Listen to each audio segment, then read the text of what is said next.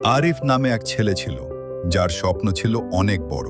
সে চেয়েছিল একদিন অনেক ধনী হবে, নাম করবে, সবাই তাকে চিনবে। কিন্তু তার একটা বড় সমস্যা ছিল, সে পড়াশোনা একদমই পছন্দ করত না। বিষয়টা হাস্যকর হলেও সত্য, বই খুললেই তার বিরক্ত লাগত, মন বসত না। যখন তার বন্ধুরা মন দিয়ে পড়াশোনা করত, তখন রাহিম মোবাইল নিয়ে গেম খেলত, ভিডিও দেখত আর নিজের মনে ভাবত, পড়াশোনা না করেও তো অনেকে বড়লোক হয়, আমি কেন পারবো না? ধীরে ধীরে এই চিন্তা কল্পনাটা তার বিশ্বাসে পরিণত হলো, আর সে নিজের জীবনকে কোনো নিয়মের মধ্যে রাখল না। নিজের ইচ্ছে মতো চলাচল, ব্যস্ত সময় পার করল। সময় যেতে লাগলো, একসময় সে সিদ্ধান্ত নিল সে নিজেই কিছু করবে, একটা ছোট ব্যবসা শুরু করবে।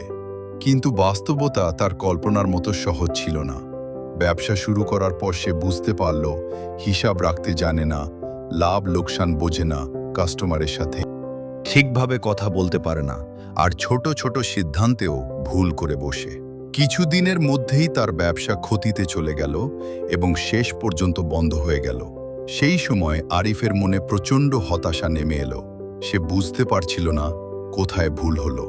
একদিন হতাশ হয়ে সে এক বয়স্ক জ্ঞানী লোকের কাছে গেল এবং সব খুলে বলল। লোকটি মনোযোগ দিয়ে সব শুনে তাকে একটি সহজ প্রশ্ন করলেন, তুমি জীবনে কি শিখেছ?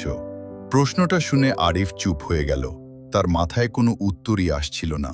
তখন লোকটি শান্তভাবে বললেন, সফল হতে চাইলে শুধু স্বপ্ন দেখলেই হবে না, নিজের ভেতর জ্ঞান আর দক্ষতা তৈরি করতে হবে। পড়াশোনা করতে হবে, আবার পড়াশোনা মানে শুধু বই মুখস্থ করা নয়। এটা তোমার চিন্তা করার ক্ষমতা বাড়ায়, সিদ্ধান্ত নেওয়ার শক্তি দেয়, আর তোমাকে জীবনের জন্য প্রস্তুত করে। এই কথাগুলো আরিফের মনে গভীরভাবে নাড়া দিল। সে প্রথমবার বুঝতে পারল সে আসলে শর্টকাট খুঁজছিল, কিন্তু সফলতার কোনো শর্টকাট নেই। সেদিন থেকেই সে নিজেকে বদলানোর সিদ্ধান্ত নিল। ধীরে ধীরে সে বই পড়া শুরু করল, নতুন নতুন স্কিল শিখতে লাগলো, নিজের ভুলগুলো থেকে শিক্ষা নিতে শুরু করল। শুরুটা কঠিন ছিল, কিন্তু সে থামেনি।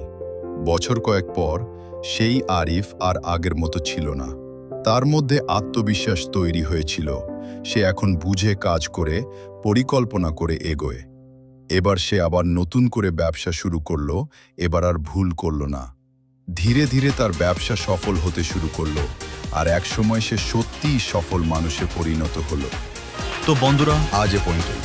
দেখা হবে আগামীকাল নতুন এক এপিসোডে। সাথেই থাকুন, সুস্থ থাকুন।